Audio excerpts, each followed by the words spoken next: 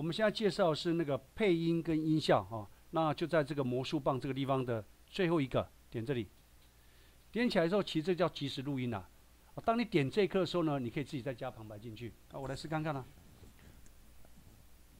这个是海星的动作非常有趣，也是从 FB 下载回来的影片。我刚刚大概录了1分钟。这个地方是加即时录音哦。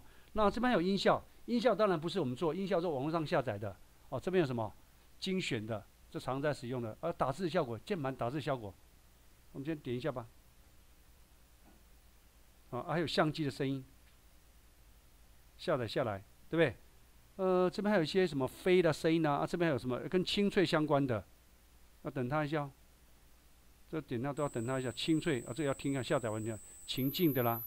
天气的啦，风的声音有没有？那这边有数位的，来，我们就不看了，再回到这里。我刚下载了2个，对不对？那接下来我想加相机的声音，点起来就加这个，确定，新增，